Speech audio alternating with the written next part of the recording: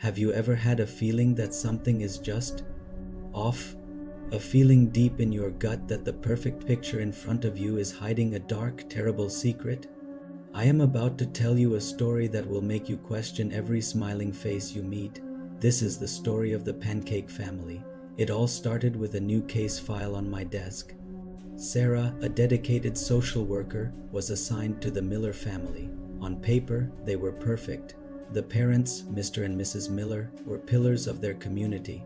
Their two children, Lily and Tom, were straight-A students, polite and always impeccably dressed. The case was a routine check-in, something Sarah had done 100 times before. But from the moment she stepped into their home, a cold dread began to creep up her spine. The house was spotless, almost unnaturally so. It smelled faintly of bleach and, oddly enough, maple syrup. Mrs. Miller greeted her at the door with a smile so wide it didn't quite reach her eyes. "Welcome, welcome. We're so glad you could join us. We were just about to have some of my famous pancakes," she chirped, her voice a little too high, a little too strained. Sarah politely declined, explaining she was just there for a routine visit. She sat down in the living room, a room that looked like a museum exhibit. Everything was in its place, not a speck of dust, not a toy out of line. The children, Lily and Tom, sat silently on the couch, their hands folded in their laps. They smiled at Sarah, but their eyes were vacant, empty. They were like beautiful dolls, perfectly still and unnervingly quiet. "Your children are lovely," Sarah said, trying to break the heavy silence. Mr. Miller, who had been standing by the fireplace with that same fixed smile, chuckled. "They're our pride and joy. We believe in discipline and order. It's the key to a happy family." As he spoke, Sarah noticed something strange. On the mantelpiece, among the family photos, there was a frame turned face down. Curiosity got the better of her. "Who's this?" she asked, gesturing towards the hidden photo. The smiles on the Millers' faces vanished instantly.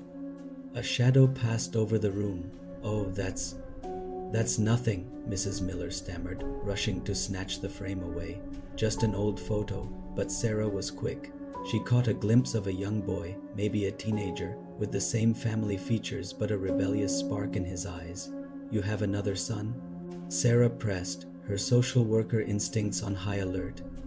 Mr. Miller's jaw tightened. "He went away," he said, his voice dropping to a low growl. "He didn't appreciate the life we gave him." Mrs. Miller quickly added, "He decided he didn't want to be part of our perfect little family anymore. But we're better off now. We're stronger." The air crackled with unspoken tension. The children, Lily and Tom, hadn't moved a muscle, but their knuckles were white as they gripped their knees. Over the next few weeks, Sarah couldn't shake the feeling of unease. She dug into the family's history. That's when she found it. The missing son's name was Daniel. He had been reported as a runaway 2 years prior. But as she dug deeper, she found another report and another. A pattern emerged, stretching back generations. Every 20 years or so, an eldest child in the Miller lineage would simply disappear. They were always labeled as runaways, troubled kids who couldn't handle the family's perfection. The school records were even more chilling. Daniel, just before he vanished, had written an essay. A cry for help disguised as a creative writing piece. He wrote about a family tradition, a special breakfast prepared for the eldest child when they came of age.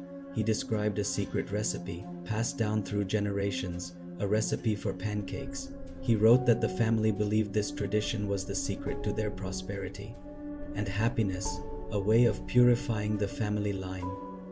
The final line of the essay sent a shiver down Sarah's spine. "The secret ingredient is family." Sarah's blood ran cold. The smell of maple syrup, the mother's obsession with her famous pancakes, the face-down picture, the eldest son who went away. It was all starting to connect in the most horrifying way imaginable. She realized she wasn't just dealing with a dysfunctional family. She was dealing with a legacy of monsters hiding in plain sight. She knew she had to get Lily and Tom out of that house. Armed with the essay and the historical records, she obtained an emergency removal order and raced to the Miller house with 2 police officers. This time, there was no fake cheerfulness. When they arrived, the house was dark and silent. The front door was unlocked. As they stepped inside, the metallic, coppery smell of blood, masked heavily by the sickly sweet aroma of syrup, hit them like a physical blow. The officers drew their weapons. Sarah's heart hammered against her ribs. They followed the smell to the kitchen, and what they saw there will haunt Sarah for the rest of her life. The kitchen was a scene from a nightmare. Mr. and Mrs. Miller stood over the stove, humming a cheerful tune. A large griddle was sizzling. On the counter, a mixing bowl was filled with a thick, reddish batter. But that wasn't the worst part. Lying on the large kitchen island was a sight that defied all reason, a horror that words can barely describe. The officers immediately moved in, shouting commands, but the Millers just smiled their vacant, happy smiles. "You're just in time," Mrs. Miller chirped, holding up a spatula. "We're just making a fresh batch. Would you like to try some of our famous pancakes?" Lily and Tom were found locked in their room, pale and trembling, but alive. They were saved, but the story of what happened in that kitchen, the truth of the Miller family's secret ingredient, became a local legend, a gruesome cautionary tale whispered in the dark. It serves as a chilling reminder that sometimes the most monstrous evil hides behind the most perfect smile. The story of the Pancake Family is a terrifying look into the darkness that can lurk beneath a seemingly normal surface. It makes you wonder what secrets your own neighbors might be hiding. If this story sent a chill down your spine, make sure to hit that like button, subscribe to the channel, and share this with someone who enjoys a good scare. Thanks for watching, and remember to always trust your gut.